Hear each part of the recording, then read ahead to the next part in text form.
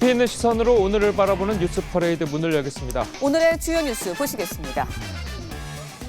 미국의 모든 공항에서 국제선과 국내선 항공기가 3시간 동안 이륙하지 못하는 비상사태가 발생했습니다. 미국에서 항공기 이륙이 전면 중단된 것은 2001년 9.11 테러 이후 처음입니다. 이번 사태는 미 연방항공청의 전산정보체계가 오작동을 일으켜 벌어진 것으로 드러났습니다. 국내 항공사의 미주 노선 운항엔 큰 차질이 없을 것으로 보입니다. 친윤계와의 갈등이 고조되고 있는 나경원 전 의원이 여당 전당대회의 변수를 넘어 정치권 태풍의 눈으로 떠올랐습니다. 나 전 의원이 비윤계의 구심점이 될 수 있을지 관심이 집중되고 있습니다. 세계은행이 글로벌 성장 전망을 3%에서 1.7%로 크게 낮춰 우려가 깊어지고 있습니다. 올 한 해 우리 경제의 성적표는 어떨지, 어떤 변수와 위기에 대비해야 하는지 짚어봅니다. 저희는 잠시 뒤 돌아오겠습니다.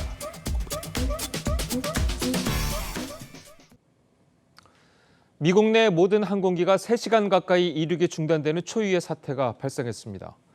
미국 연방항공청의 전산 오작동이 이유였는데 미국의 모든 공항에서 항공기 이륙이 전면 중단된 것은 9.11 테러 이후 처음 있는 일입니다.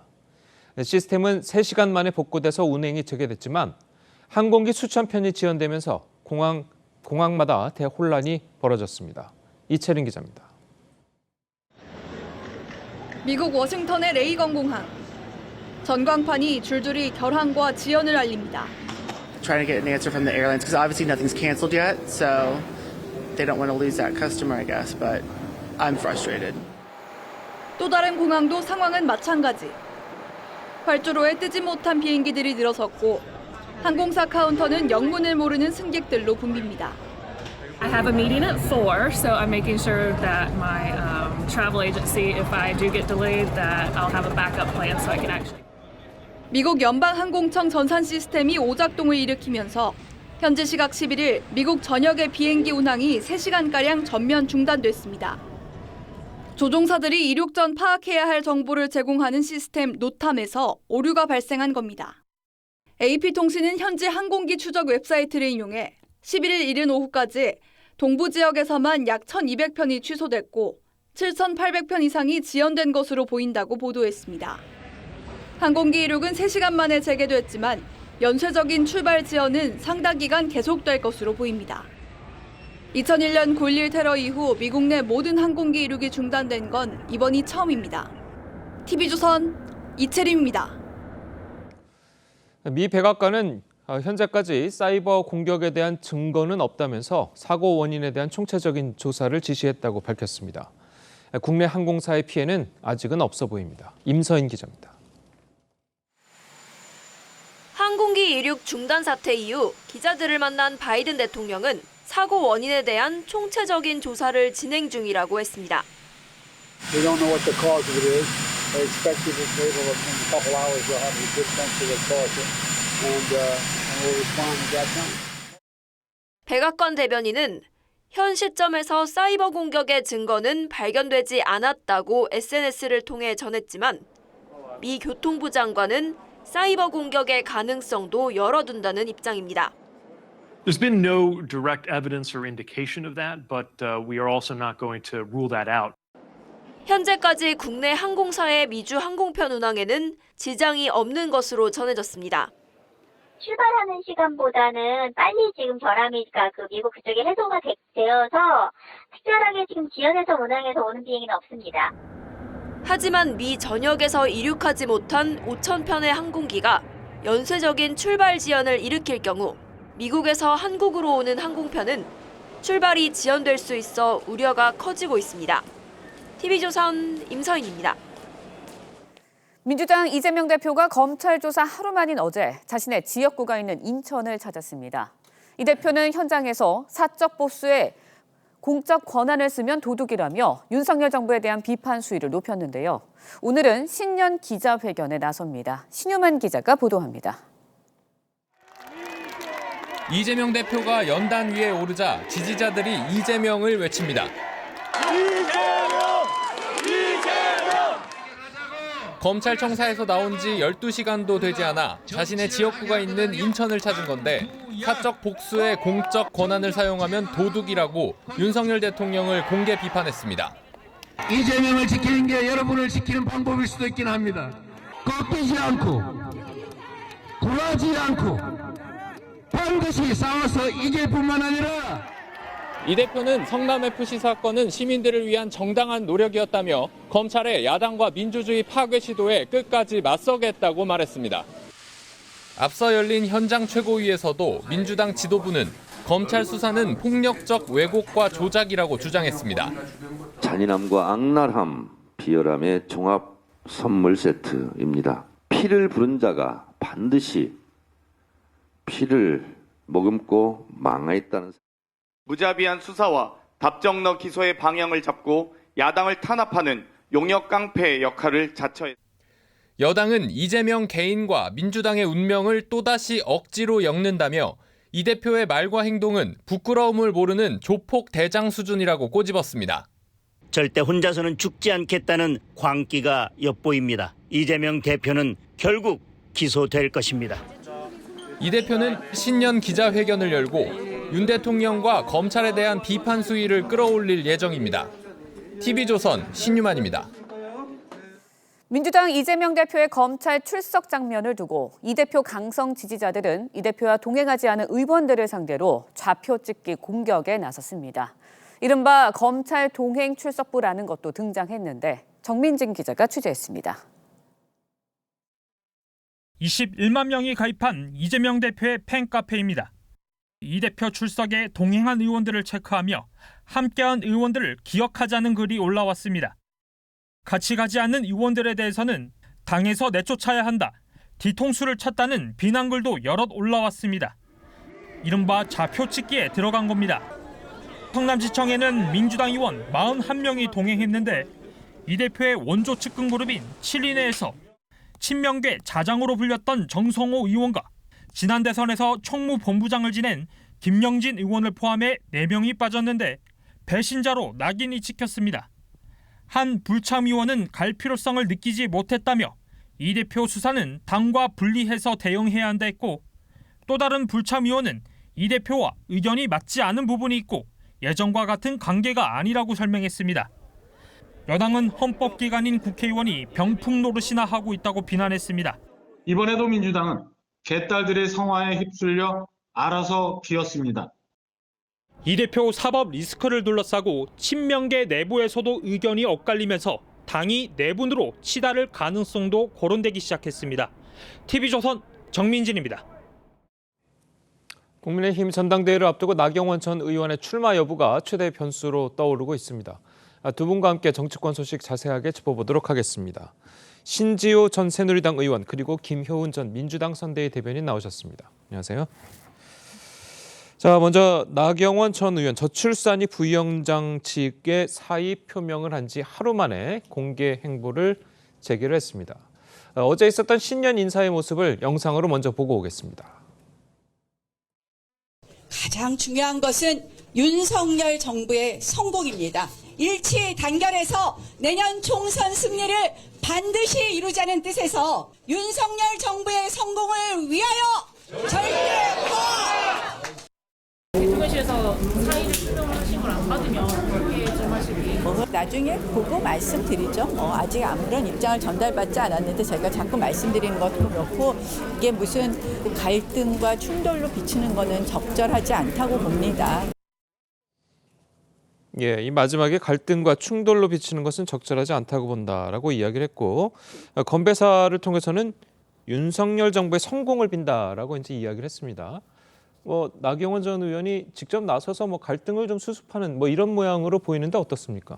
예, 그렇다고 보여집니다. 이제 지금 나경원 전 의원이 처해 있는 상황을 한마디로 얘기하자면 나가기도 그렇고 접전이 또 그렇고 예. 진퇴양난인데 예. 근데 이것이 어찌 보면 저는 좀 자업자득적인 자업자득이 아닌가 이런 생각이 드는데 이 지금 저출산 위원회 부위원장직을 맡은 것도 3개월 전이고요. 그 이후에 또 기후환경대사직을 맡았는데 예. 그 시점을 보면은 이른바 이준석 사태가 일단락되고 정진석 비대위가 출범을 해서 올 초 정도에는 이제 당 대표를 뽑는 전당대회가 다 예정이 돼 있던 그런 상황 아니었습니까? 예. 그렇다면 당 대표의 출마 의사가 있다면 아예 그 직을 받지를 않았어야죠. 더군다나 이 직은 대통령이 요청해서 이루어진 게 아니고 본인이 희망해서 이제 두 직책을 갖게 된 건데 그런 점에서 좀 판단에 조금 그 정확성이라든가 이런 것들이 좀 다소 아쉬움으로 남습니다. 예. 그러니까 그런 상태에서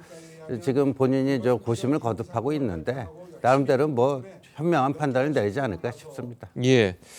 자, 윤석열 대통령은 아직까지는 이제 나 전 의원의 사의 표명을 수용하지 않고 있는 것으로 알려져 있습니다. 그리고 또 일부 언론 보도에 의하면 윤석열 대통령이 사의 표명을 반려할 것이다.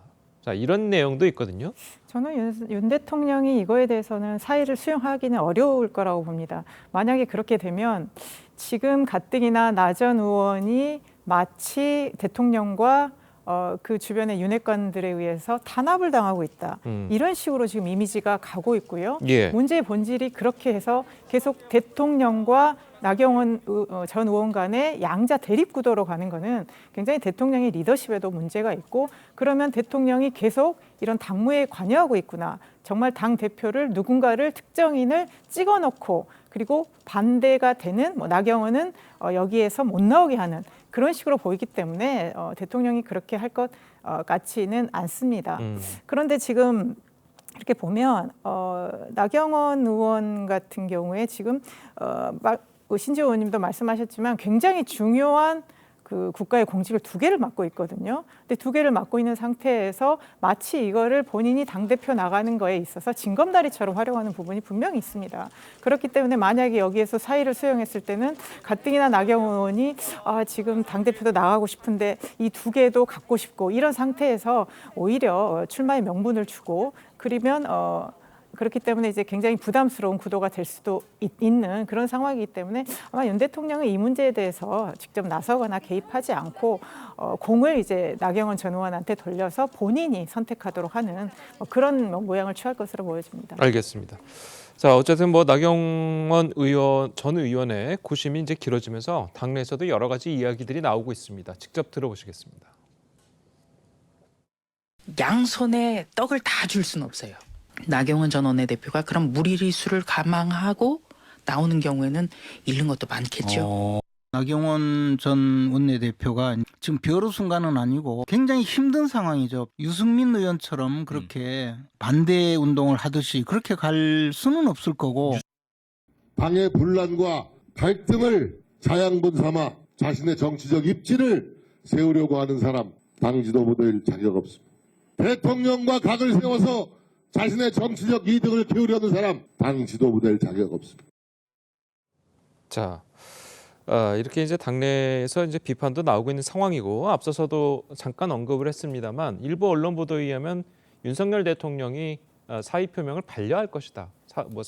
사표가 와도 반려할 것이다. 자, 이렇게 내용이 나왔었는데 자, 이렇게 되면은 나경원 전 의원의 면을 살려주는 그런 모양새가 되기 때문에 출마 의사를 접는 그럴 수도 있다라는 지적도 있거든요.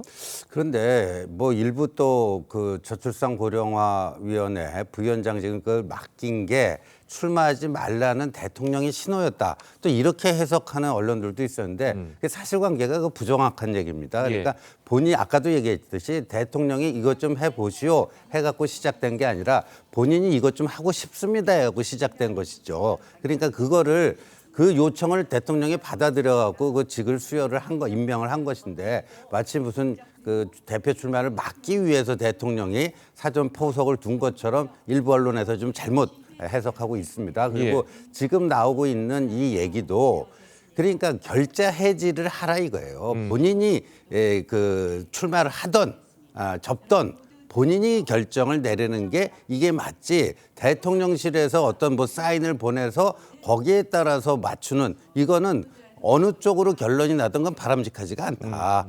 그러니까 이 2개의 직을 맡을 때도 본인의 희망에 의해서 이루어진 것이기 때문에 이 직을 계속하고 할지 아니면 접고 당대표로 나갈지도 본인이 알아서 판단하라. 그런 그 신호라고 봐야 되지 않을까 싶습니다.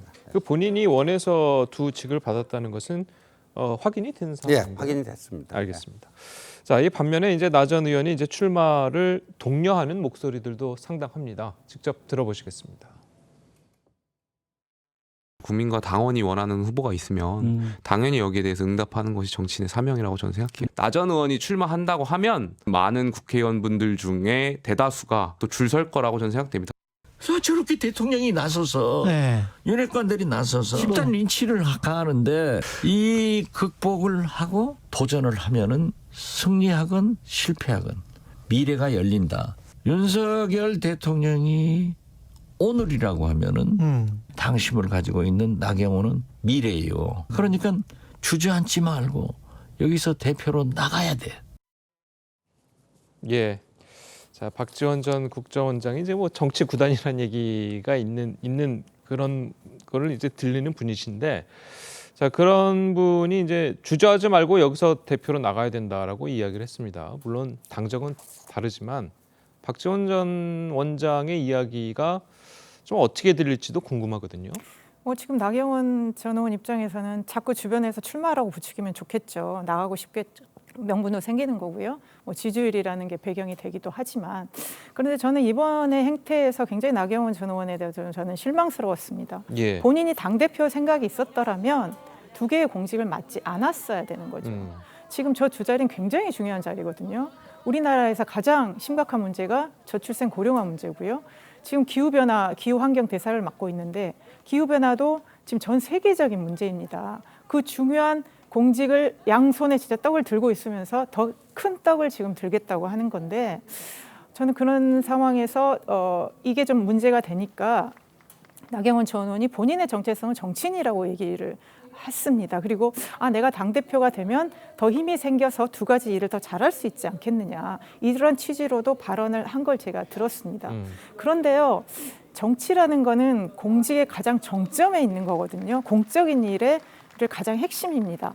그런데 그러면 나경원 전 의원은 정치라는 것이 그냥 어떤 가장 핵심적인 공직이 아니라 이 두 가지 공직이 본인의 정치적인 앞으로 뭔가를 위해서 활용한다, 이런 것들이 이번에 너무 극명하게 보여졌기 때문에 저는 정말 기득권에 취해서 그러니까 지지율에 취해서 기득권을 누리는 전 상당히 구태 정치인의 모습을 이번에 보여줬다. 그래서 현실적으로도 출마가 어렵지 않겠나. 그리고 지금은 지지율이 어느 정도 받쳐준다고 하지만 전당대회까지 아직 시간이 꽤 있기 때문에 전 나경원은 이번에 정치 생명이 상당히 중요한 순간이다. 그래서 전 신중하게 선택해야 되겠다, 그런 생각입니다. 알겠습니다. 근데 우리 김혜원 대변인께서 박지원 전 원장하고 전혀 결이 다른 이렇게 말씀을 해주셨는데 좀 경청할 대목이 있다고 생각하고요.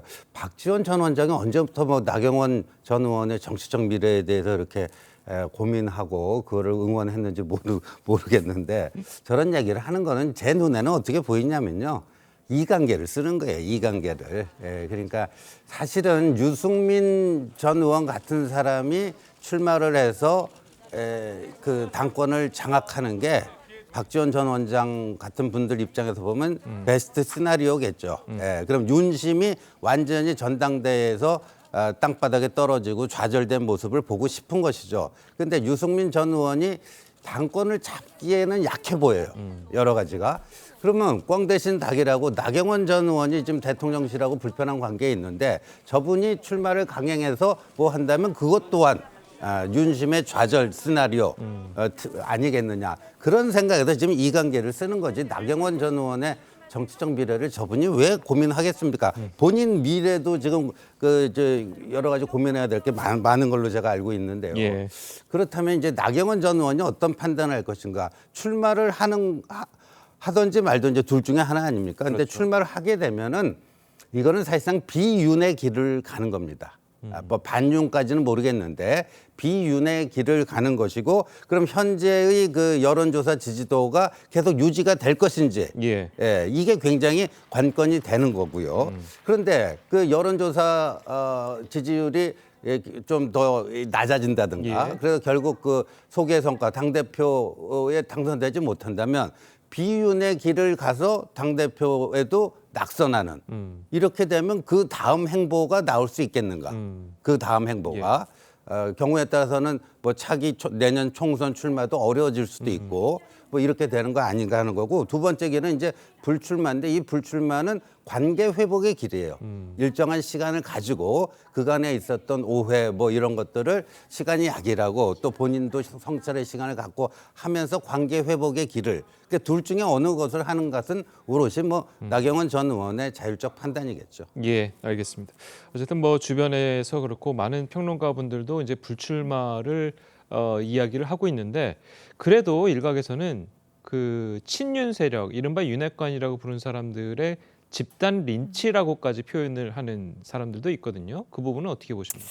그러니까 저는 요즘 이제 정치권에서 언어가 너무 좀 강하고 그런 데서 좀 불편을 합니다. 그러니까 이제 이준석, 제2의 이준석이라고 볼 수도 있겠죠. 계속 대통령이나 주변 사람들과 안 맞는 사람들을 계속 배제하는, 뭐 집단적으로, 우리 옛날 뭐 학교 같으면 이제 따돌림 정도로 하는데, 지금 이제 집단 린치라는 그런 굉장히 강한 말이 나오면서 그렇죠. 나경원 의원을 둘러싼 이 문제를 이렇게, 그러니까 나경원 의원을 지지하는 입장에서 이렇게 규정을 하는 건데요. 지금 이제 대통령과 국민의힘 관계가 지나치게 대통령 중심으로 운영이 되고 있는 것처럼 보이는 건 사실입니다. 작년에 이준석 당대표를 내부 총질하는 당대표로 규정을 하고 결국은 쫓아냈기 때문에 이번에도 윤석열 대통령이 원하는 당대표를 만들기 위한 시나리오들이 계속 진행이 되고 있다는 게 너무 국민들한테 보여지지 않습니까? 선출 규정도 당원 투표 70에서 100% 했고요. 그리고 김장연대라고 해서 가장 핵심적인 장제원 의원의 뭔가 낙점을 받아서 그 힘을 빌어서 대표가 돼보겠다고 하는 그런 거 보면요, 정말 국민들 눈에 볼 때는 그냥 뭐 우린 김장연대다 뭐 이렇게 약간 재미있는 표현일 수도 있지만, 근데 정치를 매우 희화하고 그 권력을 얻기 위해서 저렇게 대통령한테 의지하는 것인가, 이런 모습이기 때문에 상당히 건강하지 못한 정치권의 모습을 보이고 있습니다. 그렇기 때문에 대통령이 정말 제왕적 대통령제를 타파하겠다고 대통령 출마할 때 말씀하셨다면, 예. 진짜 제왕적 총재, 지금은 총재라는 표현은 없습니다만 과거에 대통령이 당의 모든 걸 좌지우지했던 그런 제왕적 대통령제의 모습은 보여지지 않아야 되고요. 정말 국민의힘이 정말 정치력을 좀 발휘해서 이런 부분들을 좀 명확하게 좀 정리해 나가는 그런 좀 리더십이 필요한 것 같습니다. 예, 방금 들으신 지적처럼 이런 논란들이 계속될수록 이 당내 지지율이라든지 아니면 당내에 이제 부정적인 영향을 끼칠 것이다라는 그런 우려 섞인 시선들도 많습니다. 네, 그래서 이거는 뭐 그렇게 길게 끌지 않는 게 좋을 것 같습니다. 나경원 전 의원 본인을 위해서도요. 이번 주말에 이제 대통령이 6박 8일인가요? 순방을 떠나지 않습니까? 가급적이면 뭐 나경원 전 의원은 기자들에게 설 전에는 결정을 내리겠다 했는데, 가급적이면 순방 떠나기 전에, 이게 뭐 이렇게 뭐 시간을 오래 갖고 고민한다고 해서 해결될 문제는 아니고요. 이미 나올 만한, 이 길로 갔을 때는 어떤 예상이 되고, 또 이 길로 또 다른 길을 갔을 때는 앞에 어떤 뭐 모습이 기다리고 있을지 뭐 이렇게 복잡한 계산은 아니거든요. 예. 그래서 저는 뭐 조만간 이걸 정리하는 게 낫고, 그리고 이제 뭐 누가 됐던, 그러니까 이제 뭐 김장연대라는 표현에 대해서 좀 여러 가지 비판적 얘기가 나오는데, 저는 뭐 그 얘기에는 일리가 있다라고 봅니다. 그러니까 이게 너무 이제 윤심파리 전대라기보다는, 이게 그렇잖아요. 이 보수 정당이 좀 트라우마를 갖고 있는 게, 이 대통령과 당 지도부의 불협화음이 어떻게 될 수 있다라는 것을 2016년, 2017년 과정을 통해서 너무도 뼈저리게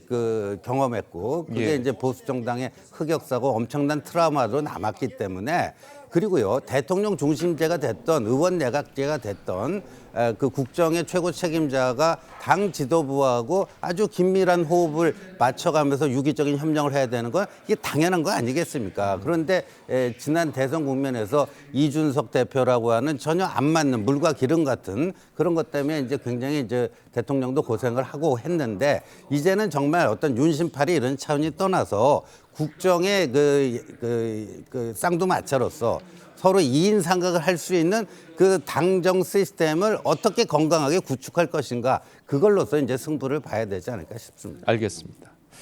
자, 저희는 다음으로 더불어민주당 이재명 대표 소식을 좀 짚어보도록 하겠습니다. 그제 검찰 조사를 받았던 이 대표는 어제 바로 지역구인 인천을 찾았습니다. 그 모습을 먼저 보고 오시겠습니다. 주권자를 위한 성실한 노력을 범죄로 둔갑시키려는 검찰 정권의 폭력적인 왜곡 조작 시도에 앞으로도 굴하지 않겠습니다. 많이 참았습니다. 많이 협조하려고 노력했습니다. 그러나 이제 더 이상 참을 수 없습니다. 인내의 임계점을 넘었으니 싸워야 하지 않겠습니까, 여러분? 자, 검찰 조사를 받은 바로 다음 날 인천을 찾았습니다. 물론 뭐 예정된 일정이라고는 하지만 좀 어떻게 보셨습니까? 그러니까 이재명 대표가요, 지금 그 사법 리스크인데, 사법 리스크는 사법적으로 그 해결을 해야 되는데, 사법적 해결은 거의 안 하고, 시도를 안 하고, 정치적 대응으로 일관하는 게 아닌가. 예. 그래서 그 속사정을 뭐 저는 잘 모르겠지만, 저렇게 하는 게 과연 사법 리스크를 극복해 나가는데 순기능을 할지 오히려 역기능을 할지, 저는 역기능을 할 가능성이 더 높아 보입니다. 예. 자, 그래도 12시간도 되지 않은 정치적 행보다. 자, 이런 이야기들이 정치권에서 나오면서 비판의 목소리도 나오고 있는 것도 사실이거든요. 그러니까 그날 이제 그저께 밤에 이제 검찰 조사가 끝나고 나오고 어제 바로 이제 현장에 갔습니다. 그렇죠. 그리고 이제 본인의 지역구가 있는 이제 인천으로 간 거죠. 저는 이제 이재명식의 소위 이전의 사이다, 그러니까 돌파 전략을 확실하게 그 당원과 지지자들한테 어제 천명한 것이 아닌가 싶습니다. 그러니까 그간의 사법 문제에 대해서 특별히 말을 안 하고 대응을 안 하다 보니까 아, 이거 굉장히 문제가 있는 거구나, 이런 식으로 굳어지는, 그리고 왜 이재명 대표가 본인의 평소 그 스타일과 다르게 왜 입장을 표명하지 않을까, 이런 문제에 대해서 좀 사람들이 의아해해서 사법적 문제들이 좀 커지고 있었기 때문에 아, 그게 아니다라고 명확하게 지금 선언을 했지 않습니까? 출두하면서 장문의 입장문을 통해서 이거는 없는 거를 조작해내는 사법 쿠데타라고 했고요. 그리고 어제 인천에서 그 현장에서는 함께 싸우자, 이재명을 지켜달라, 이렇게 했기 때문에 아마 앞으로는 계속 그 검찰의 문제에 대한 문제 제기, 그리고 민생을 이끌어 나가는 대표로서의 두 개의 틀로서 상당히 강력하게 끌고 나가지 않을까 싶습니다. 알겠습니다. 자, 그리고 이재명 대표의 강력한 지지층, 이제 이재명 대표의 이제 팬카페에서 이제 나온 이야기들인데, 검찰 출석에 동행하지 않은 의원들은 이제 내쫓아야 된다. 자, 이런 이야기들이 나왔습니다. 특히 이 정성호 의원 같은 경우에는 그동안 뭐 이재명 대표와 굉장히 가까운 측근이라고 불렸던 분인데, 이분이 이제 검찰 조사에 같이 나갔지 않았다는 이유로 배신자다라는 말을 지금 듣고 있습니다. 이 상황은 어떻게 봐야 되는 겁니까? 글쎄 뭐 제가 뭐 민주당 내부 속사 뭐 거기에 대해서 뭐 갔다부터 얘기하는 거 그런데, 이 보면요, 이렇게 되면은 국민의힘 입장에서는 뭐 정치공학적으로 나쁠 게 없습니다. 왜냐하면 민주당이 이재명의 사당이 됐구나, 이재명의 사당이 됐구나, 이렇게 되는 것이고요. 두 번째는 민주당이 이재명을 위한 방탄 정당이 됐구나. 이 두 가지 프레임을 더 공격하기 좋게끔 굳혀주는 역할을 지금 이 이른바 개딸들이 하고 있는 게 아닌가 보여지고요. 그리고 아까 뭐 제가 박지원 전 원장 얘기하면서도 이관계를 쓴다. 근데 이쪽에서 이관계를 쓰지도 않았는데 이렇게 되면 또 비명계에서는 또 반발할 거 아닙니까? 그러니까 그 민주당 내부의 분열이 더 가속화되고 심화되지 않겠는가, 이렇게 보여집니다. 예. 자, 그리고 이제 수박이라는 말 있잖아요. 뭐 겉은 파랗고 속은 빨간 수박 과일을 얘기해서 이제 비이재명계의 이제 사람들을, 민주당 내 사람들을 비판하는 그런 용어이긴 한데, 이재명 대표가 어제 수박이란 말을 이제 더 이상 쓰지 말아 달라라고 이제 이야기를 했습니다. 그러니까 이제 당에 이제 여러 가지 목소리가 나오면서 서로 생각이 다른 측에 대해서 굉장히 강렬한 단어나 감정을 가지고 비판하는 게 이제 고착이 됐습니다.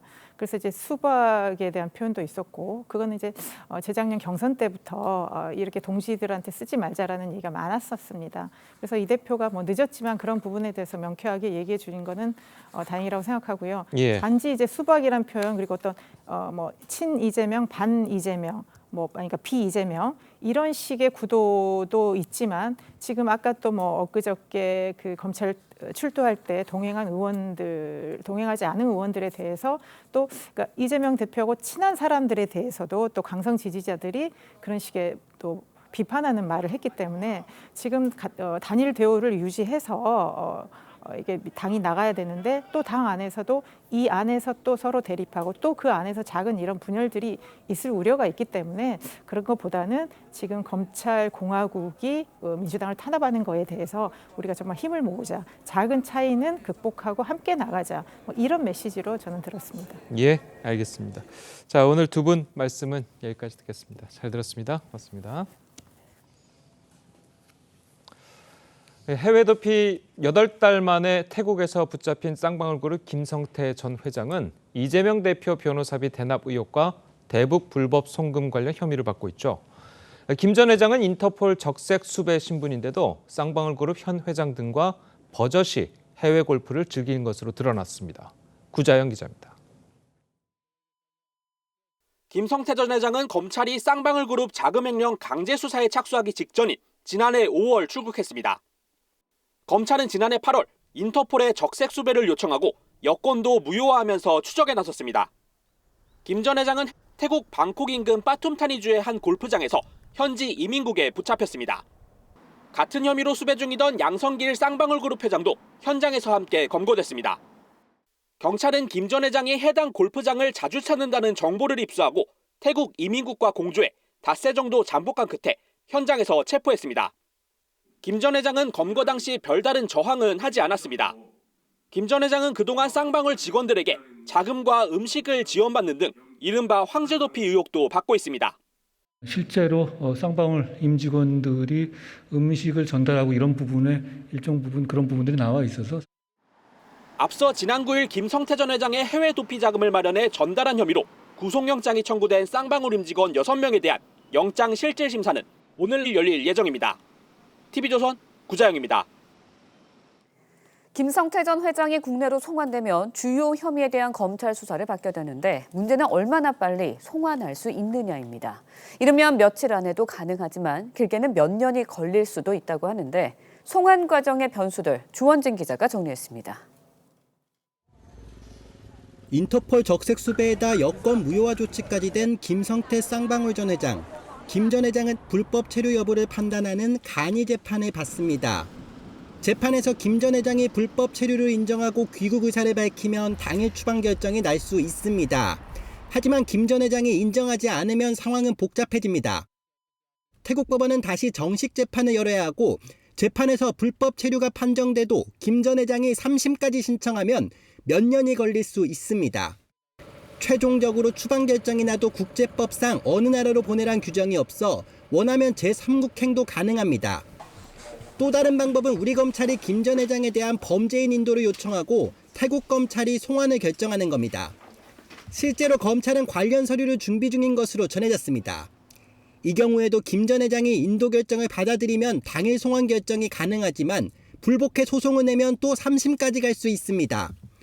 법무부 관계자는 결국 김 전 회장의 귀국 의사에 따라 국내 송환 시기가 바뀔 수 있다고 설명했습니다. 일각에선 김 전 회장이 8개월 해외 도피에 지쳐 쉽게 송환에 응할 거란 관측도 나옵니다. 쌍방울 그룹 변호인도 송환에 응하는 게 본인에게 이롭다고 조언하고 있다고 전했습니다. TV조선 주원진입니다. 예, 전해드린 대로 김성태 전 회장이 국내로 송환되기까지는 적지 않은 시간이 걸릴 수도 있는 것으로 보입니다. 네, 이승훈 변호사, 정혁진 변호사와 함께 자세한 내용 짚어보도록 하겠습니다. 안녕하세요. 안녕하세요. 자, 김성태 전 회장이 이제 쌍방울 그룹 관련한 여러 수사의 핵심 인물이잖아요. 네네. 구체적으로 어떤 게 있습니까? 일단은 개인적으로는요. CB 전환 사채죠. 이 CB를 이용한 배임 횡령 그리고 주가 조작, 자본시장법 위반이고 또 북한 관련해서도 문제가 있습니다. 이제 불법 송금했다는 의혹이 있고 에르메스 마란장에다가 롤렉스까지 이거는 기본적으로 외국환 거래법 위반에다가 남북교류 협력법 위반도 되거든요. 그다음에 이제 더 나아가게 되면은 국가보안법에 되면 그 불법 단체에다가 북한에다가 금품 제공하면 안 되게 되어 있으니까 예. 뭐 국가보안법 위반까지 될 수 있는데 그런데 핵심은 제가 봤을 때는 뇌물이죠. 왜냐하면 기본적으로 이화영 부지사가 쌍방울 법인카드를 3억 원어치를 쓰는 등 쌍방울로부터 한 4억 넘게 돈을 받았다는 이야기거든요. 예. 그러면 쌍방울의 회장은 누구였습니까? 김성태 그 전 회장이었을 거기 때문에 이것과 관련해서 핵심일 거고 그다음에 이제 모든 사람들이 가장 궁금하게 생각하는 게 이른바 변호사비 대납, 그 이재명 대표에 대한 왜냐하면 이재명 대표가 그때 이제 변호사를 그 재판을 1심, 2심, 3심, 파기환송심까지 4번을 갖다가 했는데 그때 로펌을 몇 군데를 썼느냐? 24개를 썼거든요. 아이고, 예. 그런데 네. 돈을 얼마 썼느냐? 뭐 2억 5천이란 말도 있고 어쨌든 3억이 안 되는 돈을 썼거든요. 예. 그러면은 변호사 그 로펌 한 군데당 1,000만 원 정도밖에 돈을 안 줬다는 이야기인데 그런데 그냥 보통 변호사들이 아니고 김현장도 있고요. 대법관도 있고요. 헌법재판관도 있고요. 네. 그러니까 뭐 검찰 차장검사 정도는 명함도 내밀 수 없는 그런 호화 변호인이었는데 1인당 그 한 로펌당 1,000만 원씩 줬다? 누가 봐도 이상하잖아요. 그래가지고 지난번에 검찰에서 공소사실 그 관련해가지고 여기에 대해서 이제 그 무혐의 결정을 내렸는데 그럼에도 불구하고 이거는 심증은 가지만 물증이 없다. 이런 결론이었거든요. 왜 그랬냐면 이게 공직선거법 위반죄는 공소시효가 6개월밖에 안 됐기 때문에 6개월 내에 이걸 갖다 혐의를 밝혀야 되는데 혐의를 밝히자니 김성태 회장도 뭐 다 도망가 있고 그러니까 네. 그러니까 거기에 대해서 일단은 무혐의 결정을 내린 거였기 때문에 그런 와중에 이제 김성태 회장이 귀국하게 되면 이런 문제들에 대해서 이제 검찰이 훨씬 더 좋은 조건으로 그 밝혀낼 수 있지 않을까 생각이 됩니다. 아까 이제 로펌 한 군데당 이제 1,000만 원 정도라고 이제 말씀하셨는데 네네. 보통은 만약 그런 로펌들을 이렇게 쓴다면 네. 얼마 정도가 드는 겁니까? 그거는 뭐 예상- 부르는 게 값인데 예. 가장 최근에 어떤 일이 있었습니까? 지난주에도 말씀드렸지만 김만배 씨가 그 로펌에다가 얼마를 줬다고 그랬습니까? 100억 넘게 줬다고 그랬잖아요. 그런데 그 이재명 대표는 무슨 그 수완이 좋아서 그런지 1,000만 원에 1,000배가 100억이거든요. 그러니까 대충 그러니까 이제 검찰에서도 아 이거는 변호사비가 너무나 상식적으로 적은 금액의 그 소요가 됐다. 그래서 의혹은 가는데 자기가 이제 그 시간도 없고 하기 때문에 밝히진 못했다. 그런 결론이 지난번에 나왔던 거죠. 네, 일단 김성태 전 회장은 오늘 태국에서 불법 체류 여부를 판단하는 재판을 받게 됩니다. 앞서서 저희가 주원진 기자의 리포트를 통해서 잠시 전해드렸지만 짧게는 송환 과정이 하루 이틀 걸리고 길게는 뭐 몇 년이 걸릴 수도 있다고 합니다. 구체적으로 어떤 상황인 건가요? 그러니까 이민국에서 체포를 했어요. 태국의 이민국. 근데 불법 체류자의 경우는 현행범 체포가 가능하거든요. 예. 그런데 여기에 대해서 아 내가 불법 체류자 신분이 맞다. 나 한국으로 가겠다라고 하면은 바로 강제 추방이 될 수 있거든요. 그래서 그 며칠 안으로 올 수도 있고요. 다만 이제 여기에 대해서 이의를 제기할 경우에는 법적 절차를 거쳐서 재판을 받게 되기 때문에 1심, 2심, 3심까지 간다라고 한다면 수개월 정도 걸릴 가능성이 있어요. 그래서 이제 뭐 상황은 좀 지켜봐야 될 것 같고요. 예. 우리 저혁진 변호사님이 얘기하셨는데 그 변호사비 대납과 관련해서 사실상 변호사비는 천차만별이고 또 정치인들 특히 법조인 출신의 정치인들은 지인들이 많아요. 그래서 지인들이 굉장히 저렴하게 재판을 해주기 때문에 김만배 씨처럼 뭐 1,000억 가까이 번 사람하고 이재명 대표는 다르죠. 그래서 뭐 이게 변호사비가 왜 이렇게 적냐라고 비판하는 경우에는 좀 이해가 안 되는 네. 부분이 좀 있고요. 그리고 또 지금 검찰이 이미 자금 추적을 통해서 변호사비 대납됐다라고 하는 20억 원의 전환사채에 대해서는 이미 자금 추적이 돼서 확인을 했고 이게 쌍방울의 M&A 자금으로 에스크로된 돈이었다라고 하는 것들이 기사들이 많이 나왔어요. 그래서 이건 뭐 전환사채를 변호사비로 대납받는지 여부는 쉽게 이미 검찰이 확인할 수 있을 것으로 보여지고요. 저는 김성태 씨가 빨리 소환에 응해서 사실관계를 밝혀주는 것이 오히려 이재명 대표라든가 국민들 보기에도 훨씬 좋을 것 같다 이런 말씀드립니다. 네. 그러면은 본인에게 본인이 생각했을 때 김성태 전 회장이 예. 국내로 송환되는 게 더 유리하다고 보십니까? 어떻습니까? 일단 외국에서 지금 8개월 이상 있으면 예. 사실상 굉장히 고통스러운 부분이 있거든요. 고향에 대한 향수도 있기 때문에 본인은 오고 싶을 건데 문제는 전환사채 200억을 발행해서 한 1,500억 정도의 주가 차액 수익을 봤다는 얘기가 있어요. 예. 그러면 엄청난 건데 이 돈이 주가 조작으로 이루어졌을 경우에는 굉장한 처벌과 추징금 또 벌금도 납부될 수 있기 때문에 상당히 부담이 있을 것이고 또 쌍방울 그룹의 횡령 배임과 관련해서도 수백억, 수천억이다 이런 기사들이 나오고 있어요. 그러면 굉장히 큰 형량을 받을 거거든요. 구속 기간도 길어질 것이고 그렇기 때문에 저는 이 김성태 회장이 검찰과 플리바게닝이 불법이긴 하지만 플리바게닝 등 어떤 양형에 있어서 딜을 할 수도 있다. 이 과정이 이제 송환 절차가 빨라지면 빨라질수록 검찰과 어느 정도 얘기가 좀 되고 있을 가능성이 높다 이렇게 생각됩니다. 근데 우리나라에서 아직 플리바게닝은 불법 아니겠습니까? 사실상은 불법이지만 검찰이 이제 적용법조를 적용할 때 굉장히 무거운 적용법조를 적용하거나 좀 가벼운 적용법조를 적용할 수도 있고 사건 수사를 할 때 횡령 배임의 수사가 굉장히 깊이 들어가서 액수를 크게 늘릴 수도 있고 줄일 수도 있기 때문에 이건 이제 뭐 정식적인 플리바게닝은 아니지만 사실상의 플리바게닝이 되고 있는 경우가 있어서 좀 사실관계는 지켜봐야 될 것 같습니다. 알겠습니다. 네, 일단 이재명 대표는 변호사비 대납 의혹을 전면 부인하고 있는 상황입니다. 과거의 발언들 모아봤습니다. 직접 들어보시죠. 저는 변호사비를 농협하고 삼성증권 계좌로 다 송금했고 그 금액은 2억 5천만 원이 조금 넘습니다. 2억 5천 몇백만 원을 제가 지급했고 그리고 20억 전환사채 3억 어쩌고 하는 얘기가 있던데 무슨 S 회사가 저하고 무슨 관계가 있어가지고 그분이 제 변호사비를 대신해 줍니까? 그 근거를 일단 찾아내야 말이 일단 될 거고요. 자, 공교롭게도 이재명 대표가 검찰에 출석한 날 김성태 전 회장이 태국에서 체포가 됐습니다. 자, 이 대표 입장에서는 이 소식이 어떻게 들릴까요? 글쎄요. 이 대표 조금 전에 이야기한 것처럼 쌍방울은 자기는 속옷밖에는 관련이 없다 그렇게 이야기를 했으니까 그렇다면 뭐 김성태 회장이 잡히든 말든 뭐 큰 차이는 없을 거고 아무런 관련이 없어야 되는데 제가 봤을 때 속내는 그렇지 않을 것이다라고 생각되는 게 쌍방울이 김성태 회장이 경기도와 연결된 게 너무 많아요. 첫 번째는 경기도가 아태업과 어떤 일을 했냐면은 남북 교류 행사를 공동 주최했단 말이에요. 2018년 11월과 2019년 7월에 그때 지사가 이재명 대표 아니었겠습니까? 그런데 그때 실질적으로 후원을 누가 했느냐? 쌍방울이 했단 말이에요.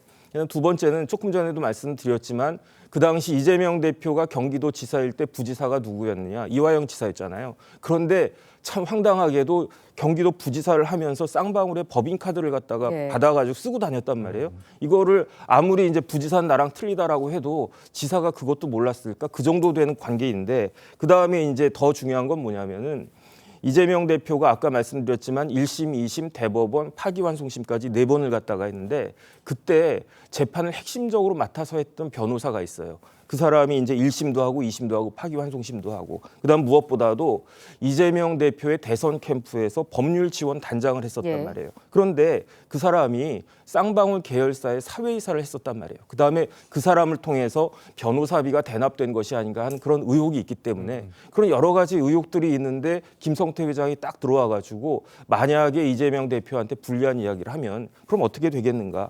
제가 봤을 때 이재명 대표가 이제 그날 1월 11일이었나요? 그날 이제 나오면서 무슨 이야기부터 들었을까? 아, 김성태 회장이 이제 태국에서 잡혔답니다. 라는 이야기를 들었을 때 이게 잡힌 건가 잡혀준 건가 그런 생각이 들지 않았을까 하는 생각이 들고요.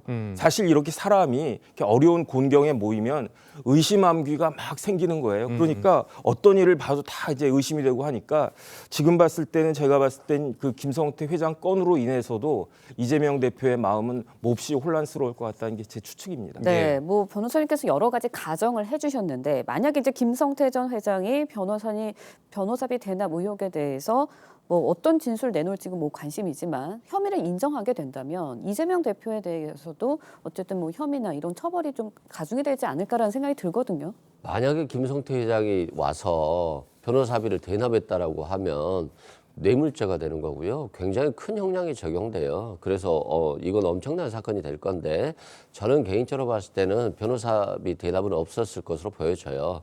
왜냐하면 검찰이 1년 3개월 정도 이미 수사를 했었고 과거 변호사비 대납을 한 적이 없었습니다라고 하는 주장에 대해서 허위사실 공표죄에 대해서는 무혐의 처분을 했어요, 이미. 그리고 이 변호사비 대납이라고 하는 게 전환사채를 통해서 이루어졌다는 거잖아요. 전환사채를 구입한 사람들이 이미 확인이 확인이 됐고 그 전환사채를 매각해서 주식으로 환원해서 수익을 얻은 거 있잖아요. 그것에 대한 자금 추적이 됐어요.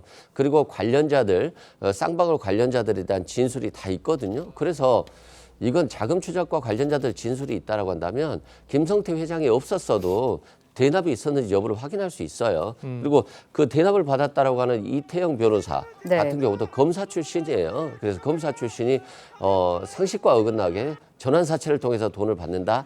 이건 좀 상식적으로 이해할 수 없는 부분이에요. 그래서 계속적으로 아까 우리 정혁진 변호사님 말씀처럼 변호사비 대납 받았을 것이라고 하는 이미지가 굉장히 고착화 되고 있잖아요. 이건 결론을 내리지 않은 상태에서 사건만 계속해서 지연되고 있기 때문이거든요. 그래서 김성태 회장이 빨리 송환에 응해서 검찰 수사에 응해서 이게 변호사 대납인지 아닌지를 빨리 밝혀줘야 됩니다. 그래서 저는 김성태 회장이 빨리 불법 체류자 신분 인정하고 한국으로 들어오는 게 맞다 이렇게 주장하는 겁니다. 방금 지금 그런데 이제 이승훈 변호사님 말씀대로라면 김성태 전 회장 없이도 변호사비 대납이 됐는지 안 됐는지를 검찰이 확인할 수 있었을 텐데 왜 지금까지 이렇게 수사를 끌고 오는 건가요? 그거는 이제 이승훈 변호사님이 만약에 검사라면 그런 것들을 확실하게 밝혔을 텐데 검사들이 그 정도 수준에 못 미치는 거 아니겠습니까? 제가 봤을 때 김성태 회장이 들어와가지고 만약에 내가 이제 대납한 게 맞다. 그렇게 이야기를 하면 그럼 거기에 대해서 이재명 대표가 뭐라고 해명을 할 수 있을지 해명하기 어려울 거 아니겠습니까? 그다음에 누가 뭐라 그래도 쌍방울과 관련된 최종적인 의사결정권자는 김성태 회장일 것이기 때문에 그렇기 때문에 김성태 회장이 그렇게 중요했던 거고 그렇기 때문에 작년 5월 달에 김성태 회장이 도망간 거 아니겠습니까? 알겠습니다. 자, 시간 관계상 오늘 두 분 변호사님 말씀은 여기까지 듣겠습니다. 잘 들었습니다. 고맙습니다.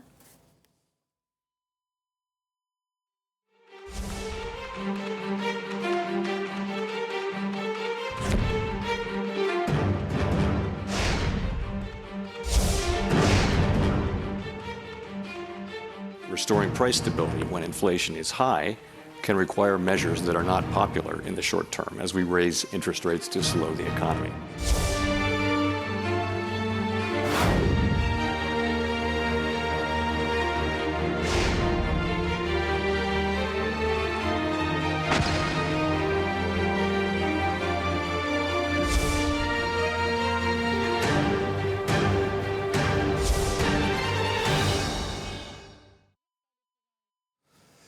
세계은행이 올해 세계 성장률을 1.7%로 낮춰 전망하면서 한국 경제에도 빨간불이 켜지고 있습니다. 네, 석병훈 이화여대 경제학과 부교수와 함께 자세한 내용 짚어보도록 하겠습니다. 안녕하세요. 안녕하세요.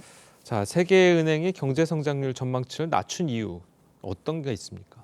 예, 지금 세계은행의 발표는 뭐 IMF나 OECD 같은 주요 국제기구뿐만 아니라 뭐 심지어 투자은행들, 골드만삭스, JP모건 같은 투자은행들도 모두 다 2% 이상의 성장률을 예측을 했는데 이것보다도 낮은 1%대의 성장률을 예측을 했습니다. 이런 전망의 근거로는요, 상당히 코로나19 확산세가 아직도 수그러들지 않고 그다음에 뭐 러시아 우크라이나 전쟁 장기화로 인해서 세계의 여러 나라들이 뭐 러시아하고 중국 편 그다음에 이제 미국 동맹 측으로 이제 생산 기지가 서로 양분화돼 가지고 제품의 생산이 이제 분절화가 됐습니다. 그래서 글로벌 공급망이라고 하는 밸류 체인이 붕괴함에 따라서 제품의 공급 부족으로 인한 인플레이션이 예상한 주요 기구들이 예상한 것보다 길어졌습니다. 그러니까 이 인플레이션을 잡겠다고 세계 주요국들의 중앙은행이 금리를 계속 인상하는 이 고금리 상황이 길어지고 그러면 기업들은 먼저 선제적으로 대응을 하니까요. 고금리 상황에 대응을 해서 투자를 일찍 줄이게 되는 이런 선제적인 기업들의 투자 감소가 전 세계적인 경기 침체를 유발할 것이라는 것을 예측한 데 있습니다. 네, 경기 침체에 대해서 굉장히 구체적으로 설명을 해주셨는데 일단은 세계은행의 전망치입니다. 그렇기 때문에 실제로 정말 경기가 나빠질지 아니면 어떤 변수에 있어서 좋아질지 그거는 좀 지켜봐야 할 것 같은데 교수님이 보시기에는 지금 올해 세계 경기 어떻게 전망하시나요? 저도 기본적으로 세계은행의 전망에 동의를 하는 바입니다. 세계은행의 전망 같은 경우는 뭐 최근에 또 IMF 총재의 코멘트와도 일맥상통하는데요. 가장 중요한 것은 세계 경제에서 가장 큰 비중을 차지하고 있는 3대 경제권, 미국, 그다음에 유로존, 그다음 중국 이 세 나라가 모두 다 경기 침체 내지 둔화에 빠져들 것이 크다는 사실에 있습니다. 이것뿐만 그 주요한 이유는 아까도 말씀드린 것처럼 이제 코로나19 확산세, 중국의 코로나19 확산세가 언제 종료될지 새로운 변이가 출현할 수 있는 리스크도 상존하고 있고요. 그다음에 러시아 우크라이나 전쟁은 지금 언제 끝날지 기약이 없는 상황입니다. 그리고 이 러시아 우크라이나 전쟁 이후로 그다음에 중국의 코로나 확산으로 인한 봉쇄 조치 이후로 그동안에 세계의 공장 역할을 중국이 했었는데요. 선진국들이 더 이상 중국에서 이제 값싼 노동력을 이용해서 조립 완제품을 생산하는 이런 세계 공장 역할을 중국에 맡기면 안 되겠다. 그래가지고 이제 생산 기지들을 다른 나라로 재배치하기 시작했습니다. 그러한 과정이 시간이 걸리는 와중에서 인플레이션이 조기에 잡히기가 어려울 것으로 예상이 되고요. 그러면 금리는 계속 올릴 수밖에 없고요. 중앙은행들은. 그럼 역시 기업의 투자가 부진해서 경기 침체는 예상보다 길어질 수 있다. 저도 이렇게 예상을 하고 있습니다. 네. 그러면 금리는 어떻게 될까요? 지금 미국이 연준이 금리를 계속해서 올릴 것인가 하는 것에 대한 관심도가 굉장히 높거든요. 예, 저도 연준 같은 경우는 그동안에 최근에 그 금리 인플레이션에 대한 예측이 틀렸기 때문에 그러니까요. 연준 의장도 제롬 파월 의장도 망신을 당하고 아직까지도 연준의 주요 관계자들이 매파적인 발언을 지속해도 신뢰도가 좀 꺾여가지고 월스트리트에서 시장 관계자들은 그 말을 믿지 않는 지금 경향이 있습니다. 최근까지도. 그렇기 때문에 이번에도 만약에 예측이 틀려서 인플레이션이 잡히지 않았는데 금리를 조기에 완화했다가 다시 물가 상승률이 크게 올라가게 되면 정말 그 연준의 신뢰도는 땅에 떨어지는 것이거든요. 그래서 작년 12월 FOMC 회의 이후에 예측했던 대로 상단 기준으로 5.25% 그 수준까지는 앞으로 최소한 2회 베이비 스텝을 빅 스텝 한 번, 베이비 스텝 하면 2회 정도 추가적으로 기준금리 인상을 하거나 아니면 베이비 스텝 3번에 걸쳐서 3회 정도 추가로 금리를 인상할 것으로 예상을 하고요. 인상을 하더라도 미국의 그 물가 상승률이 추세적으로 꺾이는 게 확인되는 거. 그것은 이제 근원 개인 소비 지출 물가지수 상승률이 최소한 2% 후반대로 꺾이는 게 확인이 돼야만 고금리 상황에서 금리를 인하하는 것을 고려할 것이라고 예상을 하고 있습니다. 그런데 그럼 우리나라 기준금리 같은 경우에도 미국을 따라갈 수밖에 없는데 지금 한국은행의 금통위원들의 의견들을 좀 들어보거나 하면은 한 약 6대4 정도로 갈린다고 그래요. 한 번 정도 베이비 스텝을 하고 좀 지속을 하느냐. 아니면 2번까지는 올려야 된다라는 의견도 있고, 자 이게 의견이 6대4로 갈린다고 하는데 교수님 의견은 좀 어떻습니까? 예측은? 예, 저도 사실 한미 금리 차가 1.5% 포인트 이상으로 벌어지면 그거를 이제 과연 우리 환율이 감당할 수 있느냐 이런 것이 최대 관건인데요.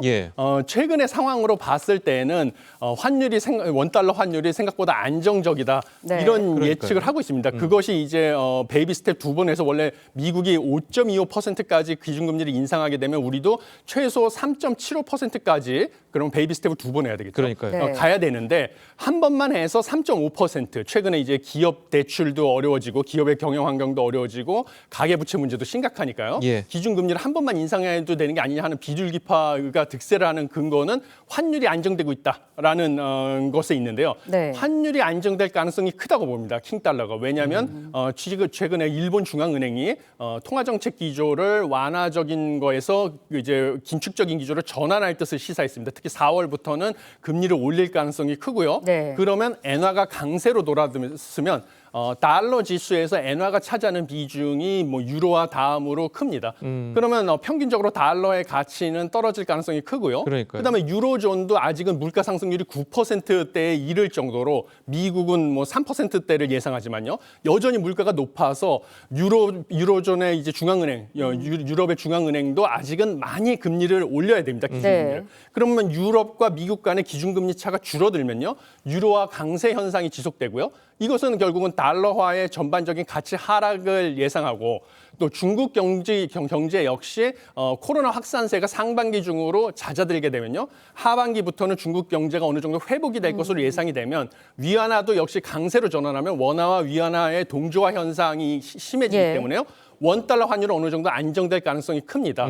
그래서 아마 이번에 0.25%포인트만 한 번 인상을 하고요. 3.5%에서 인상을 종료할 가능성이 크다고 저도 생각을 하고 있습니다. 네, 그럼 원달러 환율이 좀 안정화가 되면 우리 수출은 또 어떻게 될까요? 어떤 영향을 받게 될까요? 우리 수출 같은 경우는 지금 상당히 어려운 실정입니다. 예. 왜냐하면 아까 뭐 IMF 총재, 그다음에 월드뱅크에서도 예측을 했듯이 3대 경제권인 미국, 중국, 유로피안 유니언이 올해 이제 경기 침체 내지 둔화가 확 실시되는데요. 우리나라에서 이 3개 경제권으로의 수출이 차지하는 비중이 2021년 말 기준으로 전체 수출의 50%입니다. 네. 50%고요. 우리나라의 주력 수출품이 이제 반도체인데요. 반도체가 차지하는 비중이 20%입니다. 근데 반도체라는 것은 소위 말하는 내구재라고 하는 가전제품, 컴퓨터라든지 휴대전화 뭐 이런 것에 이제 들어가는데요.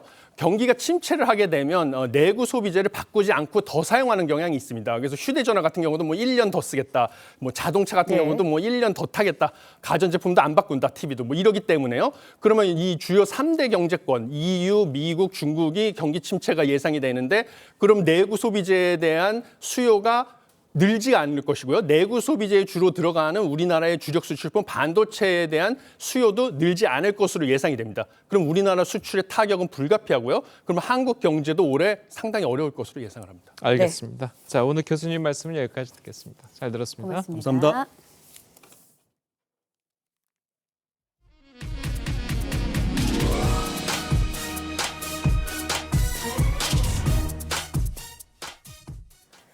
종합편성 채널 재승인 심사 과정에서 TV조선의 점수를 조작한 혐의를 받고 있는 방송통신위원회 간부가 구속됐습니다. 검찰은 한상혁 방통위원장의 측근으로 알려진 방통위 정책연구위원도 다음 주 소환할 예정입니다. 안윤경 기자의 보도입니다. 방송통신위원회 전직 간부 2명이 영장실질심사를 받으러 법원에 출석했습니다. 2020년 TV조선 재승인 심사 과정에서 고의로 점수를 깎은 혐의를 받는 당시 방통위 양모 국장과 차모 과장입니다. 점수표 수정했다는 지금 혐의를 갖고 계신데 이에 대해서 좀 입장을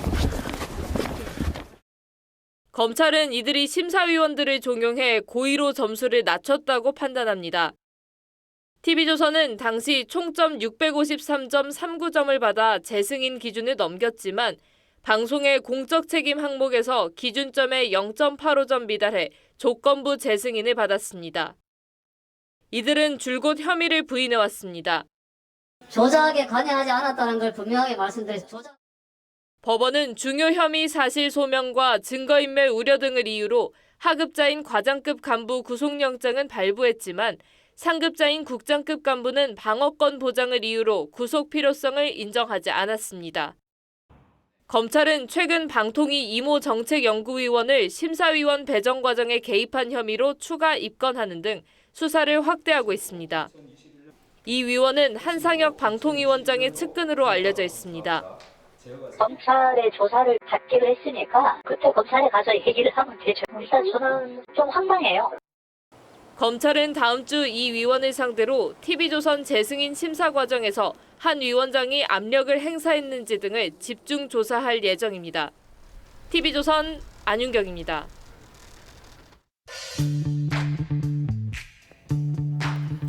네, 렌즈에 담긴 그 순간 그 의미를 짚어보는 시간이죠. 사진 기자가 선택한 아침 현장입니다. 오늘은 조선일보 사진부 조인원 기자와 함께합니다.